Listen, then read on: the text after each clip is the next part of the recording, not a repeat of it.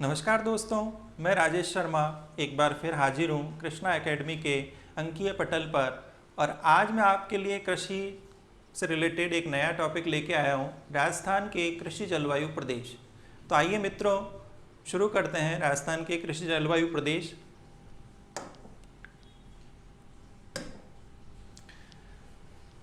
देखिए मित्रों, आपको स्क्रीन पर एक मैप सा दिखाई दे रहा है राजस्थान का, और उसमें कुछ रंग बिरंगे रंगों से एक अलग अलग क्षेत्र को निर्धारित किया गया है। ठीक है, ये क्षेत्र राजस्थान में जलवायु के हिसाब से जो कृषि है, ठीक है, फसलें हैं और मृदा की प्रकृति है, उसके अनुसार इनको डिवाइड किया गया है। आगे अपन जानेंगे और भी कई कारक हैं जो इनको निर्धारित करने में महत्वपूर्ण रोल रखते हैं। और इससे पहले जान लेते हैं, अगर कोई बेसिक से शुरू कर रहा है तो राजस्थान के कृषि जलवायु, देखिए दो शब्द हैं इसमें,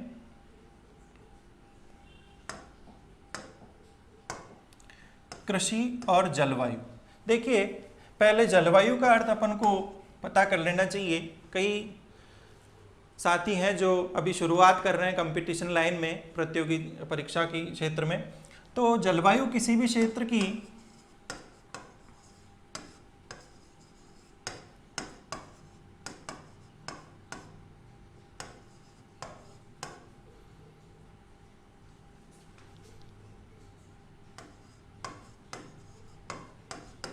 दीर्घकालीन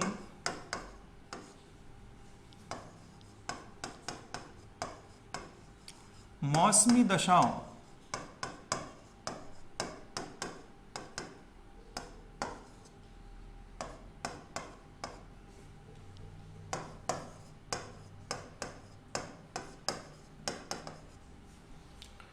देखिए, एक तो होता है मौसम। मौसम होता है एक दिन का, 2 दिन का, 24 घंटे का या 1 घंटे का।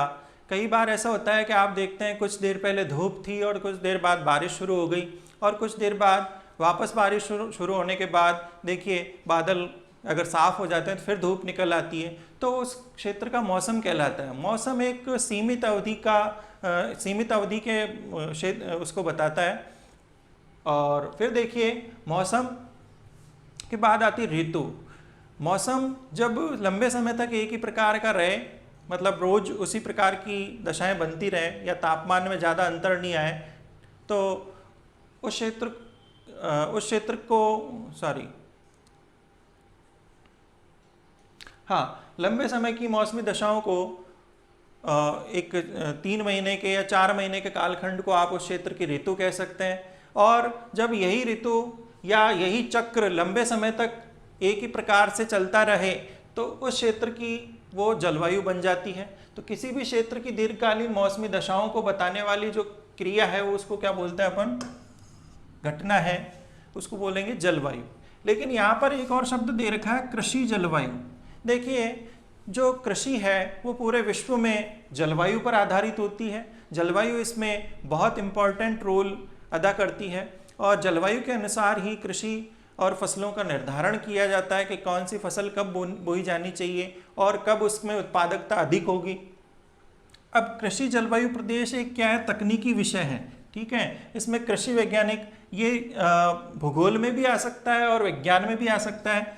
देखिए इसमें कृषि वैज्ञानिक और भूगोलवेता या जलवायुवेता मिलकर कृषि जलवायु प्रदेशों का निर्धारण करते हैं, और निर्धारण करने से पहले वो शोध करते हैं।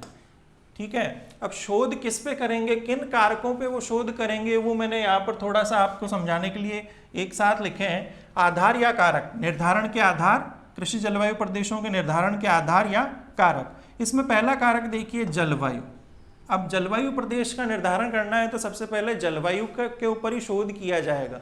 जैसे आप देखते हैं कि राजस्थान में सर्दियों में बहुत तेज सर्दी पड़ती है, गर्मियों में बहुत ज़्यादा गर्मी पड़ती है, और वर्षा में अनिश्चितता है। वर्षा में अनिश्चितता है तो उसकी वजह से क्या, यहाँ की जलवायु पर शोध करके 3 जो मौसम है उनके अनुसार फसलों का निर्धारण करेंगे और उन्हीं के अनुसार कृषि जलवायु प्रदेश रखेंगे। और जलवायु प्रदेश क्यों निर्धारित किए जाते हैं, उनसे क्या फ़ायदा मिलता है, वो अपन आगे पढ़ेंगे। इससे पहले अगला कारक जान लेते हैं अपन, मृदा का प्रकार।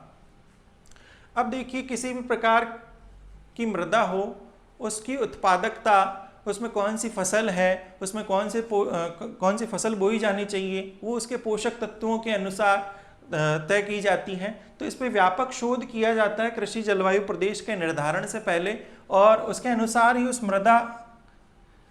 मृदा के पूरे समूह को एक कृषि जलवायु प्रदेश में विशेष रूप से रखा जाता है। ये आने वाले अपन जो बिंदु होंगे उनमें देखेंगे। फसल प्रारूप देखिए, ये भी आधार है कृषि जलवायु प्रदेश के निर्धारण का। और ये आधार क्या है, फसल प्रारूप क्या होता है, देखिए किसी भी फसल के क्षेत्रफल कि वो क्षेत्रफल कितने क्षेत्रफल में बोई जाएगी और बाकी फसलों से उसका अनुपात क्या होगा, उसे अपन क्या बोलेंगे, फसल प्रारूप। जैसे राजस्थान में अभी खरीफ की फसल बोई जाएगी और उसमें बाजरा सर्वोपरि फसल होगी और बाकी जो फसलें होगी उनका क्षेत्र बाजरे से कम होगा। और देखिए इसी को अपन ने क्या माना है, अनुपातिक जो क्षेत्र है किसी फसल का वो क्या है, इसका फसल प्रारूप कहलाता है। और फसल प्रारूप का जो समूह होता है उसको एक कृषि जलवायु प्रदेश में रखेंगे, दूसरे फसल प्रारूप को दूसरे कृषि जलवायु प्रदेश में रखेंगे, ऐसे इनका वर्गीकरण किया जाता है। और देखिए शस्य संयोजन, अगला है शस्य संयोजन। शस्य कहते हैं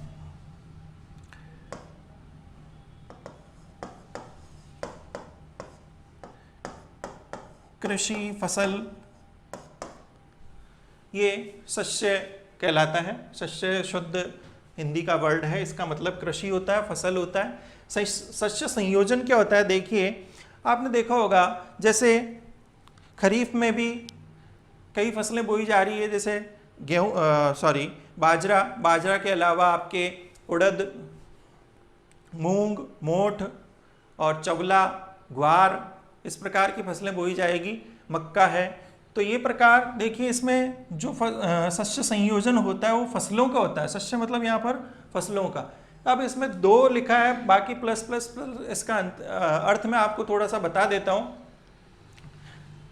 2 फसलें किसी भी मौसम में प्रमुख होगी, जैसे आपके राजस्थान में देख लीजिए बाजरा और गेहूं भी रबी में देख लीजिए, और उसके अलावा कोई एक दाल अपन देखते हैं इसमें खरीफ में, और दूसरा कपास देखते हैं, कपास या सरसों देखते हैं अपन सर्दी में। तो ये क्या है, 2 फसलें मुख्य होती है किसी ऋतु में, और बाकी जो फसलें होती है उसके साथ उगाए जाने वाली वो गौण फसलें होती हैं। ठीक है, तो ये 2 मुख्य फसलों का बाकी गौण फसलों के साथ जो संयोजन होता है, संबंध होता है, या जो वर्गीकरण किया जाता है उनका बोने का, ठीक है, उसी को क्या बोलते हैं, शस्य संयोजन कहते हैं। ठीक है, तो ये शस्य संयोजन भी कृषि जलवायु प्रदेशों के निर्धारण में बहुत इंपॉर्टेंट कारक है। और उसके बाद देखिए उत्पादकता, किसी भी क्षेत्र की जमीन जो होती है, भूमि होती है, वो कितनी उत्पादक है, उसमें कौन कौन से पोषक तत्व पाए जाते हैं, और उन पोषक तत्वों के अनुसार ही उस क्षेत्र को एक विशेष कृषि जलवायु प्रदेश का दर्जा दिया जाता है। आगे देखिए अगला कारक है सिंचाई सुविधा। अब किसी क्षेत्र में सिंचाई की सुविधाएं प्राकृतिक होती है और किसी में कृत्रिम, किसी में ज़्यादा होती है, किसी में कम होती है। और ये देखिए सिंचाई की सुविधाएं जिन क्षेत्रों में अच्छी हैं उनको एक अलग कृषि जलवायु प्रदेश में रखा जाएगा, और जिन प्रदेशों में कम है, जिन क्षेत्रों में कम है, उनको एक अलग कृषि जलवायु प्रदेश में रखा जाएगा। आगे देखिए कृषि पद्धति।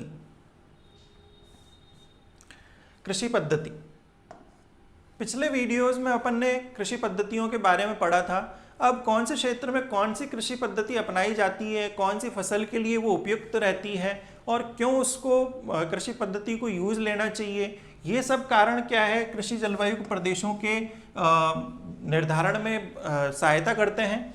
और कृषि पद्धतियों के अनुसार ही उस क्षेत्र को एक विशेष कृषि जलवायु क्षेत्र का दर्जा दिया जाता है। आगे देखिए कारण क्या है कृषि जलवायु क्षेत्रों को निर्धारित करने का, या उनको तय करने का, निर्धारित करने का, इनकी संख्या इतनी है, कौन कौन से क्या नाम दिए गए हैं, वो कारण क्या है उनके पीछे, देखिए क्यों बनाए जाते हैं कृषि जलवायु प्रदेश। देखिए कृषि राजस्थान की अर्थव्यवस्था की रीढ़ है, ये अपन पिछली क्लासों में जान चुके हैं। यह राजस्थान ही नहीं, भारत की कृषि व्यवस्था अर्थव्यवस्था की रीढ़ है। वो अपन जान चुके हैं। तो कृषि के क्षेत्र में जो विकास है या विकास योजनाएं हैं या कृषि से रिलेटेड जो नीतियां बनाई जा रही है, ठीक है, उनको निर्धारित करने के लिए भी ये कृषि जलवायु प्रदेश बहुत इम्पॉर्टेंट रहते हैं। या कृषि जलवायु प्रदेशों के अनुसार ही कृषि नीतियां बनाई जाती है, योजनाएं बनाई जाती है, और अलग क्षेत्र के लिए अलग योजना होती है और उनकी आवश्यकताओं के अनुसार योजना बनाई जाती है, उनको ध्यान में रखते हुए व्यापक शोध करके।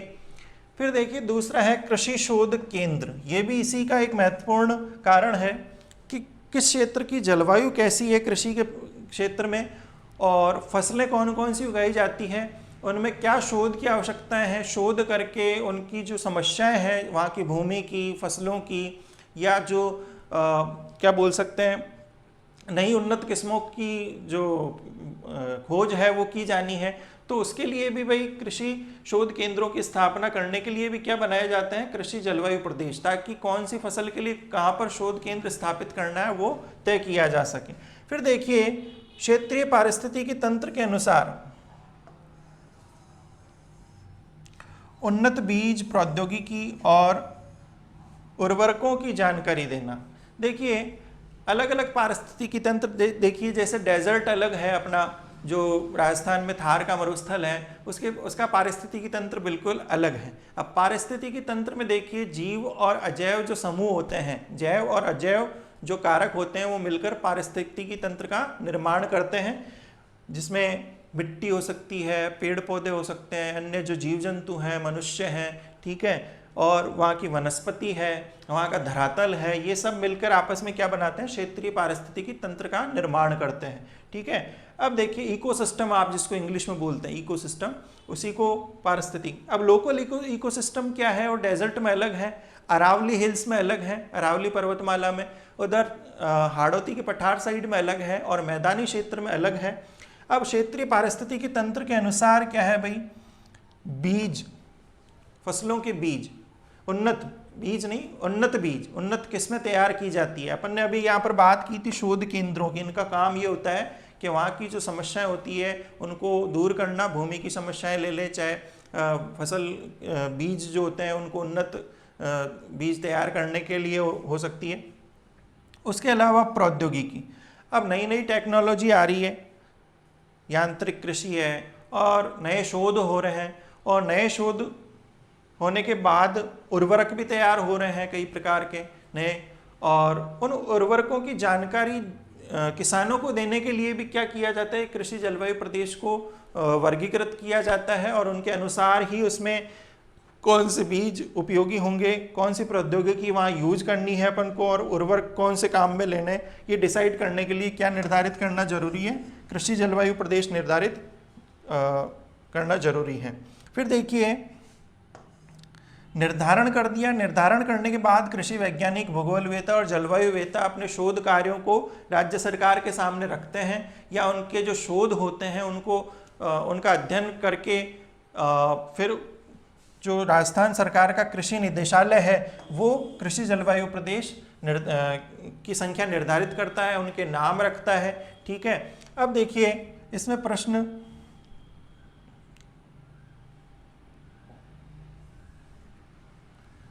इसमें जो जो प्रश्न बन रहे हैं वो आप देख लीजिए। एक तो आप ऑब्जेक्टिव के हिसाब से देख लीजिए कि कौन जारी करता है, कृषि निदेशालय, राजस्थान सरकार का कृषि निदेशालय कृषि जलवायु प्रदेश जारी करता है।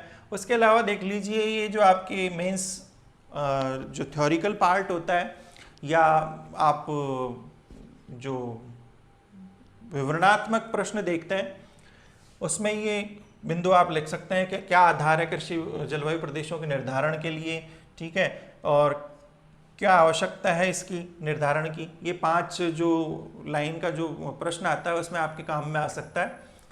आप चाहे तो इसका एक स्क्रीनशॉट ले लीजिए, फिर आगे बढ़ते हैं अपन।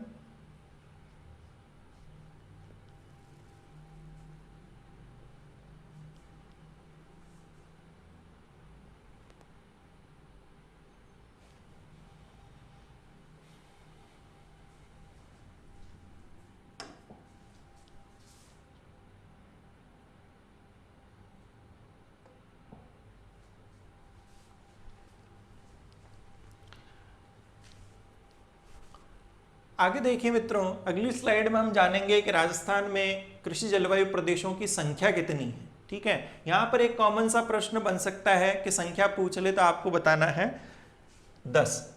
प्रश्न है, राजस्थान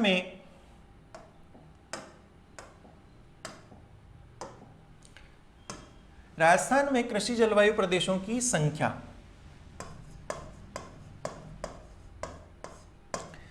पूछिए तो अभी करंट में 10 है, पहले 7 थे, अभी 3 और नए कृषि जलवायु प्रदेश निर्धारित किए गए हैं राजस्थान सरकार द्वारा। उन 3 कृषि जलवायु प्रदेशों के नाम है जालौर, सीकर और बीकानेर। इन 3 जिलों को और काउंट कर लिया जाए तो इन तीनों को साथ में ऐड करके 10 हो जाती है संख्या। और आपके अभी करंट में प्रश्न अगर पूछा जाता है राजस्थान में कृषि जलवायु प्रदेशों की संख्या कितनी है, तो उसका उत्तर होगा 10।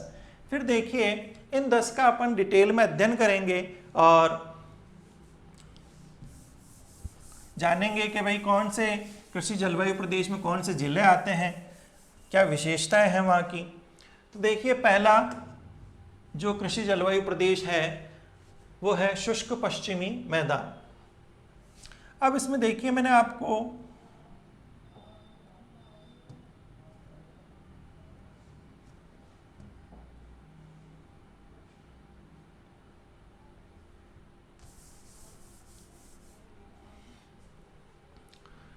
आपको भी एक फोटो दिखाई थी, उसमें देखिए रंग बिरंगे कुछ निर्धारित कर रखे हैं क्षेत्र। तो उनमें से सबसे पहला देखिए शुष्क पश्चिमी मैदान। देखिए, शुष्क, सूखा, पश्चिमी मैदान, पश्चिम की बात कर रहे हैं, शुष्क पश्चिमी मैदान। अब इसको एक कोड दिया गया है, एक कोड दिया गया है 1A। ठीक है, ये आई नहीं है, ध्यान रखिएगा, ये 1 है, 1A। ठीक है, 1A इसको एक कोड दिया गया शुष्क पश्चिमी मैदानी कृषि जलवायु प्रदेश को, इसका नाम और ये इसका कोड। ठीक है, अब देखिए आपके प्रश्न कहाँ से बनेगा मैं बता देता हूँ। देखिए, एक तरफ तो शुष्क पश्चिमी मैदान रखे जाएंगे और दूसरी तरफ रखे जाएंगे जो इसके कोड हैं। ठीक है, अल्फ़ाबेटिकली इनका कोड दिया गया है, न्यूमेरिकली या अल्फ़ाबेटिकली आप जो देख रहे हैं स्क्रीन पे। और फिर किया जाएगा कि इन दोनों को सुमेलित करना पड़ेगा। ये क्रम चेंज भी हो सकता है, सेम भी हो सकता है। ठीक है, सुमेलित ही हो सकता है आपको थोड़ा सा परेशान करने के लिए। ठीक है, या चेंज भी हो सकता है, ऊपर नीचे घुमाकर इनका क्रम चेंज कर दे तो आपको बताना पड़ेगा शुष्क पश्चिमी मैदान का कोड कौन सा है। ठीक है, तो आपको कोड पता होना चाहिए। शुष्क पश्चिमी मैदान का जो कोड है 1A। ठीक है, अब दूसरी बात, यहाँ पर एक प्रश्न बन जाता है कि शुष्क पश्चिमी मैदान का कोड क्या है, 1A। ये अपन को याद रखना है और ज़्यादा परेशान नहीं होना है। इनको 1-2 बार आप पढ़ेंगे तो थोड़ा इजी तरीके से याद हो जाएगा। रटने नहीं बैठना अपन को कि ये याद नहीं हो रहे हैं या परेशानी आ रही है याद करने में। बिल्कुल आप सामान्य तरीके से पढ़ेंगे इसको और 2-3 बार इसको नज़र से बाहर निकालेंगे तो आपको याद हो जाएगा, ऐसा मैं सोचता हूँ। फिर देखिए विस्तार। देखिए, ये शुष्क पश्चिमी मैदान की बात कर रहे हैं तो शुष्क पश्चिमी मैदान आपके अरावली में देखिए पूरा जो डेजर्ट एरिया है वो, लेकिन यहाँ पर अपन बात कर रहे हैं कृषि जलवायु प्रदेशों की। ठीक है, सारे जिलों की बात नहीं कर रहे हैं, यहाँ पर अपन बात कर रहे हैं कृषि जलवायु प्रदेशों की। तो उनमें 2 जिले आ रहे हैं, देखिए बाड़मेर और जोधपुर जिले। ठीक है, दोनों संपूर्ण जिले, देखिए ब्लू कलर में दे रखा है ये 1A। ठीक है, इसमें बाड़मेर और ये जोधपुर। ठीक है, ये ब्लू कलर का पहला देखिए पॉइंट, इसमें मैं रेड लगा देता हूं, ये बाड़मेर है और ये आपके जोधपुर है। इन दोनों जिलों को संपूर्ण रूप से किसके अंतर्गत रखा गया है, शुष्क पश्चिमी मैदानी कृषि जलवायु प्रदेश के अंतर्गत, और इनका कोड क्या है 1A। ठीक है, अब ये 2 जिले हो गए। अब एक प्रश्न और आया, जहां पर मैं प्रश्न बोलूँ आप उसको उतार लेना रजिस्टर में, और ये प्रश्न हो सकता है पहले पूछे गए हों और रिपीट भी होते हैं ऐसे प्रश्न। ठीक है, और आप देखिए आगे इसमें ब्रैकेट में लिखा है मैंने 124.37 लाख जो हेक्टेयर है, उन इतने बड़े क्षेत्रफल पर इनका विस्तार है इन 2 जिलों का। अब देखिए पूरे जिले इसमें कृषि जलवायु क्षेत्र में नहीं रखे जाएंगे। देखिए जितनी भूमि कृषि के उपयोग में आती है वो कृषि जलवायु प्रदेश के अंतर्गत आती है। ऐसे नहीं कि पूरे जिले का आपको क्षेत्रफल ले लिया जहाँ पर कृषि नहीं हो रही है वो भी उसके अंतर्गत आएगा। जिस भूमि पर कृषि की जाती है वो पूरा क्षेत्र किसके अंतर्गत आएगा, आपके कृषि जलवायु प्रदेश के अंतर्गत आएगा। तो यहाँ पर देखिए हेक्टेयर दे रखा है 124.37 लाख हेक्टेयर, ठीक है, ये इसका क्षेत्रफल है इस कृषि जलवायु प्रदेश का। इतना पूछा नहीं जाता है, लेकिन ये फिगर आपको याद नहीं रखना, आपको प्रश्न याद रखना है कि प्रश्न क्या बनेगा, ठीक है। वो प्रश्न मैंने आपके सामने दे रखा है, आप चाहें तो इसको उतार लेना। क्षेत्रफल की दृष्टि से राजस्थान का सबसे बड़ा जलवायु खंड कौन सा है, ठीक है। तो मैंने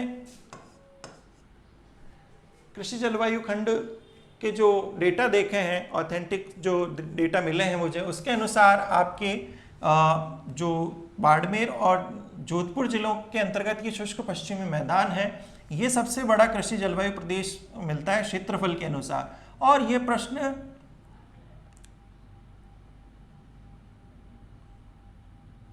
आपके पटवारी में आ चुका है, आप पेपर उठा के देखें। और जो लाइब्रेरियन होता है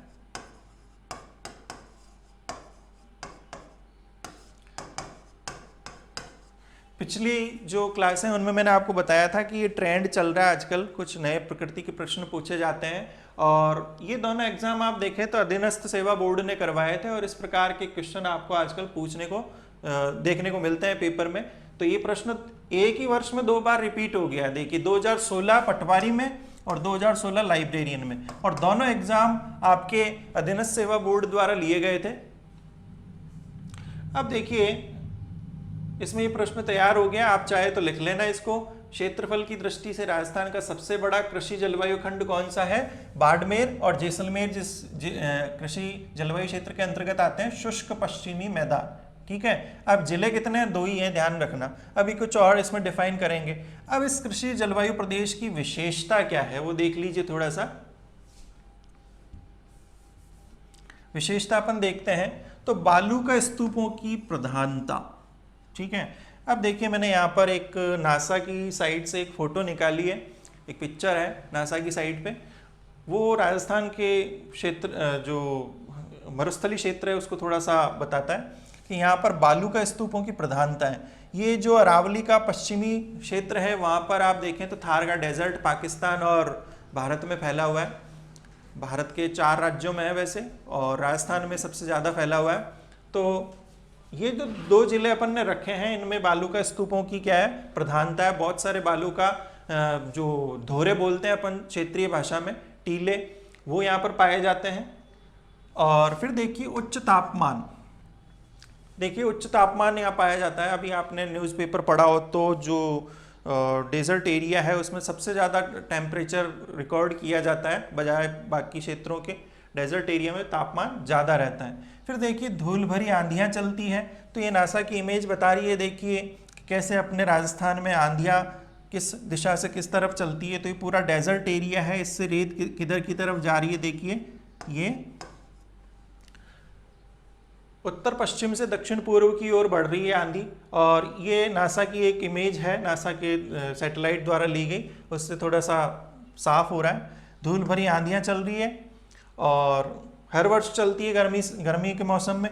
फिर देखिए जोत का आकार बड़ा है। अब देखिए यहाँ पर जो पश्चिमी राजस्थान के जिले हैं इनमें क्या है भाई, क्षेत्रफल बड़ा है और भूमि क्या है, कम उपजाऊ है, ठीक है। जिलों का क्षेत्रफल क्या है तो भूमि और डेजर्ट एरिया होने की वजह से क्या है, यहाँ पर भूमि कम उपजाऊ है, और कम उपजाऊ है और आबादी भी कम है, ठीक है। कम उपजाऊ के साथ आबादी भी कम है, तो कृषि जोतों की संख्या उसके अकॉर्डिंग क्या है, ज़्यादा। आबादी के मुकाबले ज़मीन ज़्यादा है तो लोगों के पास ज़्यादा भूमि है। और दूसरा एक कारण, गौण कारण मुझे लगता है कि वहाँ क्या आपके जो भूमि है कम उपजाऊ है, इसलिए ज़्यादा लोग कृषि के क्षेत्र में नहीं है, इसलिए एक कृषि जोत का आकार बड़ा है, ठीक है।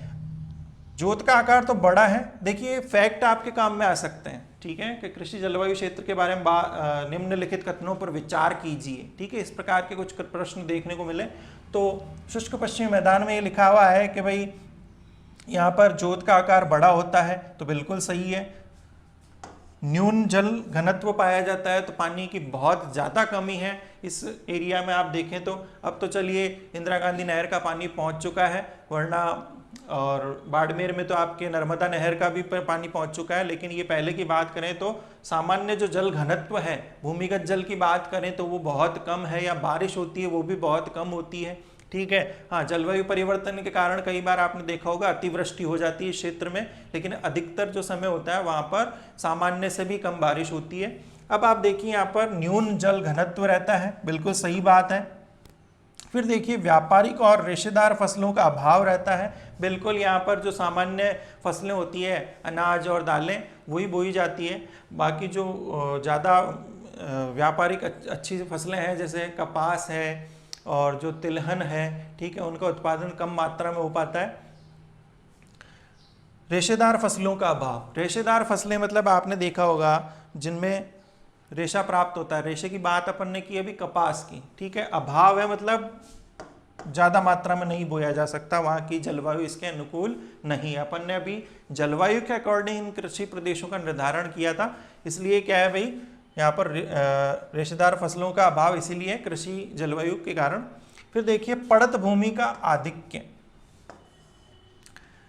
सिंचाई सुविधाएं इतनी ज़्यादा उन्नत अवस्था में नहीं है और बारिश भी कम होती है, ठीक है। सिंचाई सुविधाओं का अभाव इंदिरा गांधी नहर के आने के बाद या नर्मदा नहर के आने के बाद कुछ कम हुआ है, लेकिन अभी भी यहाँ पर इतना अधिक नहीं है सिंचाई सुविधाएं। तो पड़त भूमि का मतलब जहाँ पर सिंचाई नहीं होने के कारण भूमि पर खेती नहीं की जाती, वो क्या है, पड़त भूमि आपकी। इसका आधिक्य है मतलब ऐसी फसल, ऐसी ज़मीन ज़्यादा है जिसमें हर वर्ष कृषि नहीं की जाती, या यहाँ की भूमि कम उपजाऊ है, ठीक है, इसलिए उसको 2-3 वर्ष तक खाली छोड़ा जाता है ताकि उसमें पोषक तत्व और ज़्यादा इकट्ठे हो जाए, तब फसल बोई जाए और अच्छी पैदावार ली जा सके। तो इस क्षेत्र में क्या है, पड़त भूमि का आधिक्य है, अधिक है मतलब, ठीक है। तो ये कुछ फैक्ट्स थे या विशेषताएं थी जो इस कृषि जलवायु प्रदेश के अंदर देखने को मिलती है। और ये पूछा जा सकता है आपको कि इस कृषि जलवायु प्रदेश के बारे में निम्नलिखित कथन में से कौन सा सही है और कौन सा गलत है। तो ये एक बार समझा दिया मैंने आपको, और आप इसको थोड़ा सा याद कीजिए।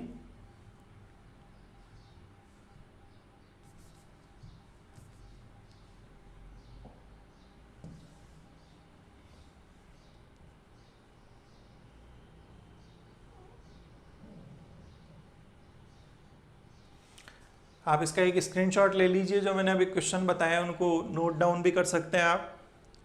आगे बढ़ते हैं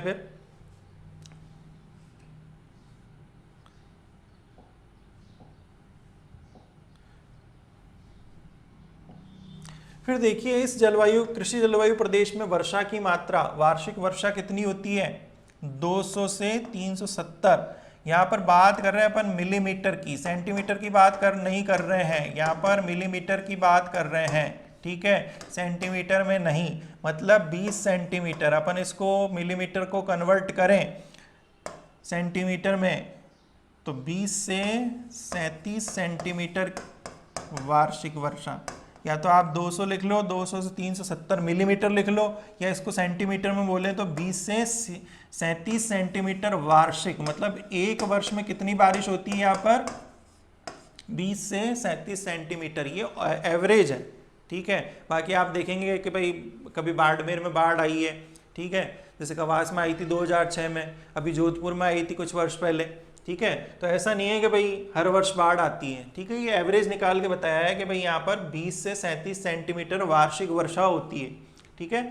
फिर देखिए मृदा का प्रकार कैसा है इन दो जिलों में, बाड़मेर और जोधपुर में। तो आप जानते हैं कि मरुस्थलीय एरिया है, मरुस्थलीय क्षेत्र है, तो वहाँ पर मरुस्थलीय मिट्टी पाई जाती है, बालू मिट्टी पाई जाती है, ठीक है। तो ये 2 प्रकार की मृदा यहाँ पर पाई जाती है, मरुस्थलीय या बालू मिट्टी, ठीक है।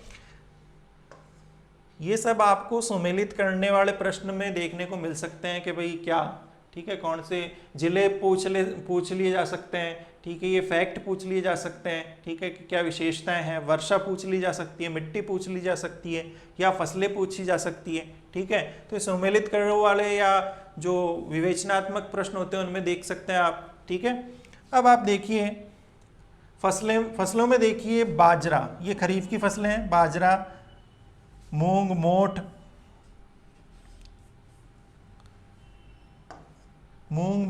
आपके क्या बोलते हैं इसको, चौला और ग्वार के अलावा मूंग, मोठ, ये सब इसमें दालों में ही आ गए, सॉरी। और ये सारी फसलें हैं, ये है खरीफ की। खरीफ, रबी, जायद, ये क्या होते हैं थोड़ा डिटेल में पढ़ेंगे आने वाले वीडियोस में, अभी मैं सिर्फ फसलें बता रहा हूँ आपको। फिर देखिए ये तो बात होगी, ऊपर वाली जो लाइन है ये खरीफ की फसलें हो गई।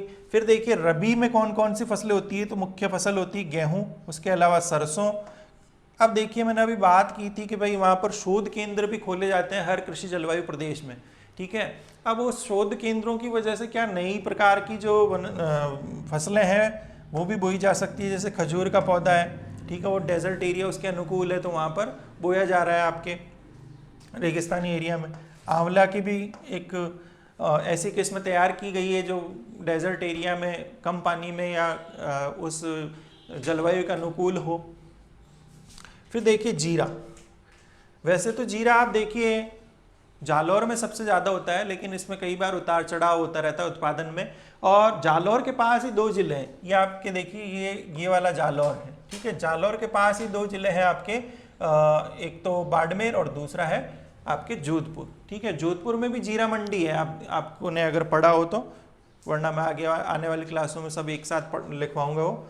देखिए जीरा भी क्या है भाई, यहाँ पर उत्पादन होता है जालौर के अलावा आपके बाड़मेर और जोधपुर में। एक प्रश्न आया था कि जीरा, इसबगोल,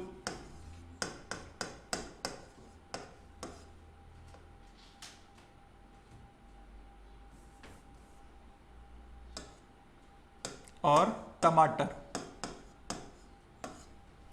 जीरा, इसबगोल और टमाटर के उत्पादन में कौन सा जिला प्रमुख स्थान रखता है, तो एक इसमें आया था जालौर, ठीक है, ध्यान रखना। लेकिन जालौर में ये पहले पूछा था, 2010 के लगभग का प्रश्न है। इनमें उत्पादन में कई बार चेंज आता रहता है, लेकिन जालौर में बहुत अच्छी मात्रा में पैदावार होती है। लेकिन मंडी की बात करें, जीरा मंडी, तो जोधपुर।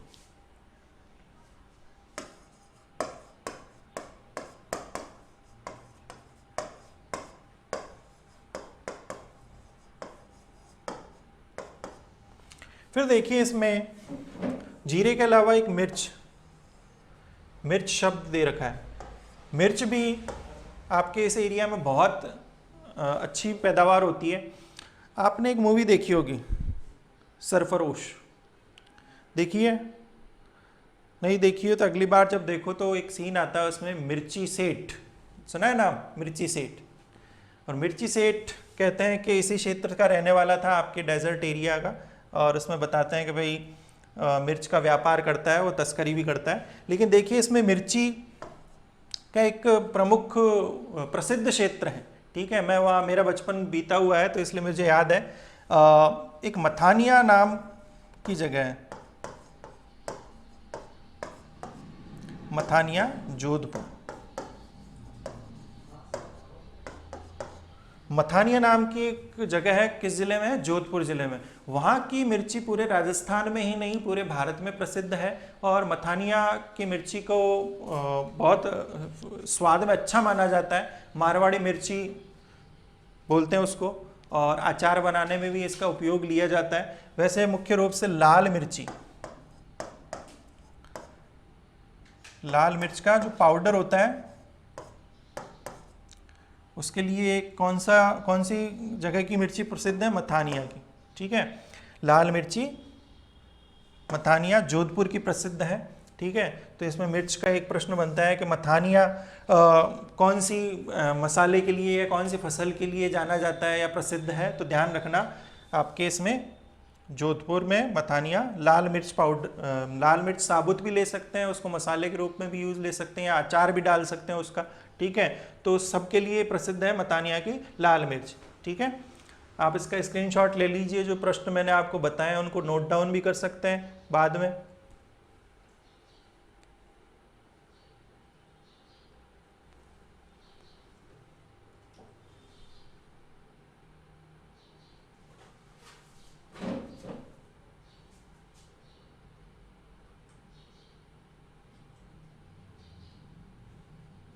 चलिए आगे बढ़ते हैं।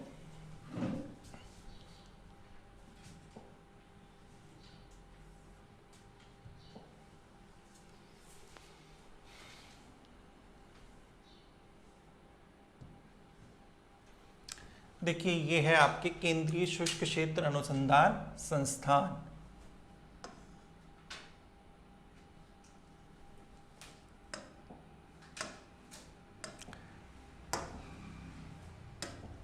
अभी मैंने जिस कृषि जलवायु क्षेत्र में एक शोध केंद्र की स्थापना की बात की थी, वो इसका एक शोध केंद्र देखिए।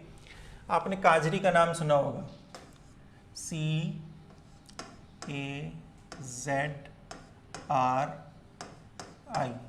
ठीक है, हिंदी में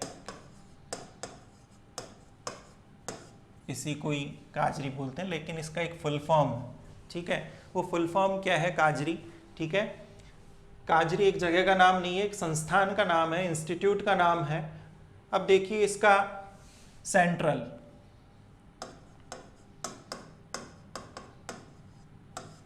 एरिड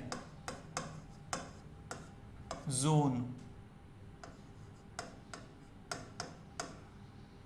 रिसर्च इंस्टीट्यूट,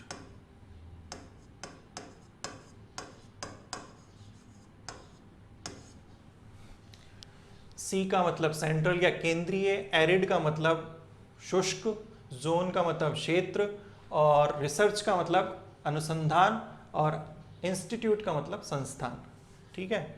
ये इसका फुल फॉर्म है। कई बार पूछ लिया जाता है कि काजरी का हिंदी नाम क्या है या फुल फॉर्म क्या है, तो आप बता सकते हैं, ठीक है। ये एक प्रश्न यहाँ पर तैयार हो गया।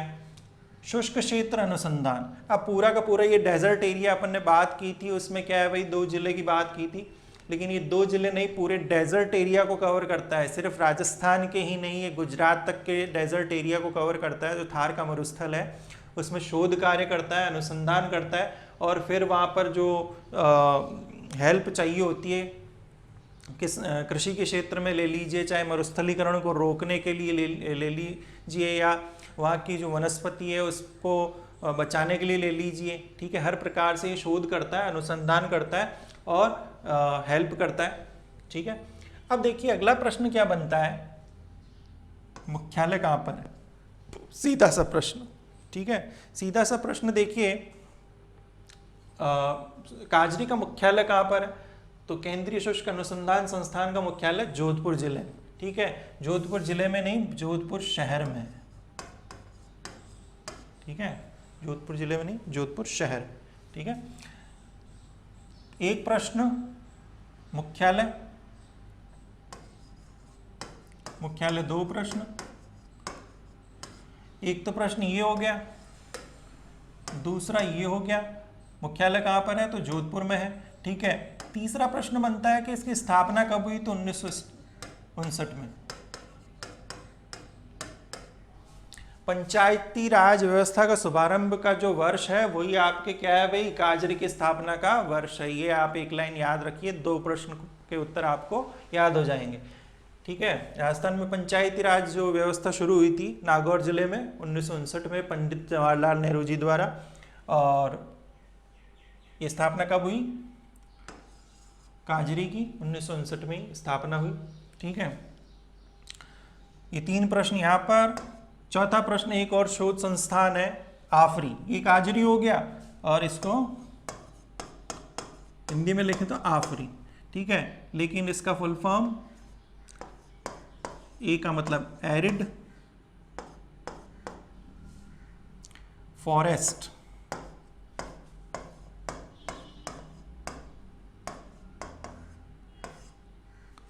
रिसर्च इंस्टीट्यूट,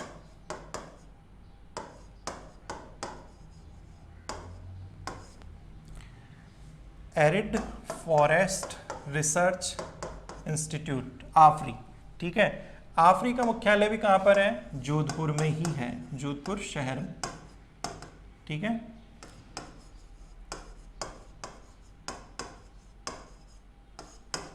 ठीक है। एरिड फॉरेस्ट, अब आपने देखा होगा फॉरेस्ट, आप बात कर रहे हैं रेगिस्तान की, दूसरी तरफ बात कर रहे हैं फॉरेस्ट की, लेकिन वहाँ देखिए कटीली वनस्पति ज़्यादा पाई जाती है, ठीक है, सूखी वनस्पति, एरिड मतलब सूखी, सूखी वनस्पति वहाँ पर ज़्यादा पाई जाती है, जिसमें सूखा की झेलने की क्षमता हो, या जिनमें नमी की मात्रा कम होती है, जैसे आपने देखा होगा ये नागफनी होती है, थोर होता है, ठीक है, आकड़े का पौधा होता है, ठीक है, इस प्रकार की वनस्पति जो कटीली वनस्पतियाँ होती है, बबूल होता है, ठीक है, जिनमें पत्तियाँ छोटी होती है और पत्तियाँ बड़ी होती है या ना के बराबर होती है, और कई पेड़ पौधों में पत्तियाँ छोटी होती है जिससे वाष्पोत्सर्जन कम मात्रा में हो सके, और जैसे थोर वगैरह है, नागफनी, इनमें पत्तियाँ बड़ी होती हैं और इनके ऊपर आपने देखा होगा एक पाउडर सा जमा हुआ होता है, परत सी होती है एक सफ़ेद कलर की, वो इसलिए होती है कि भाई इसमें जो वाष्पोत्सर्जन की दर है उसको कम किया जा सके। तो मतलब यहाँ पर वनस्पति है उस पर शोध किया जा सके, और यहाँ पर और ऐसी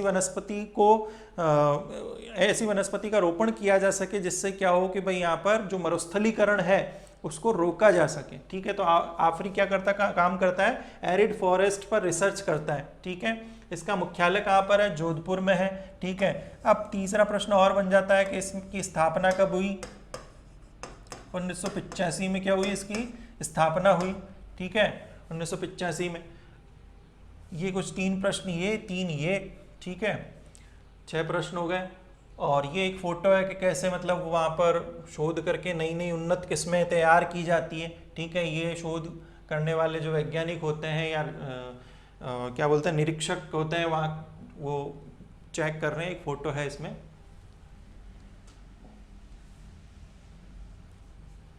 ये नई उन्नत फसलें कई बीज तैयार किए जाते हैं, ठीक है, जो सूखा सहन कर सके।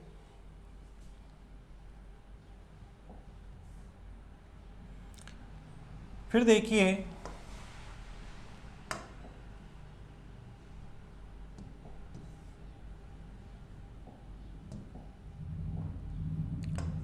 ईसबगोल अनुसंधान केंद्र, ठीक है, ये कई बार पूछ लेते हैं प्रश्न, फैक्ट, ठीक है। ईसबगोल अनुसंधान केंद्र कहाँ पर है भाई, मंडोर। मंडोर कहाँ पड़ता है, जोधपुर में, ठीक है, मंडोर ऐतिहासिक स्थल है। और आपने अभी रामायण देखी होगी, उसमें एक प्रसंग आया होगा कि मंडोर की मानी जाती है रावण की जो पत्नी होती है,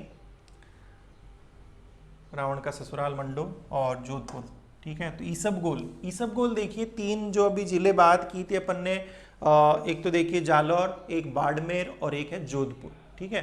तो ये ईसबगोल की जो किस्में हैं, औषधीय महत्व का एक होता है, एक पौधा होता है जिसपे एक वाइट कलर की भूसी सी लगती है, और वो क्या औषधीय महत्व की होती है, कई आपके औषधियाँ बनती है उससे,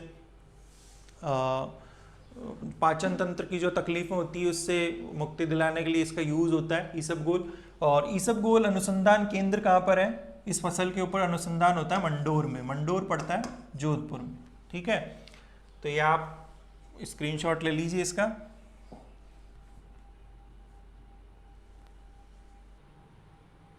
तो दोस्तों आज के लिए इतना ही, मिलते हैं अगले वीडियो में। तब तक के लिए आप लाइक कीजिए, शेयर कीजिए, और जो भी राज्य स्तर की परीक्षाओं की तैयारी कर रहे हैं उन तक ये वीडियो पहुंचाइए ताकि हमारी मेहनत भी सफल हो। धन्यवाद।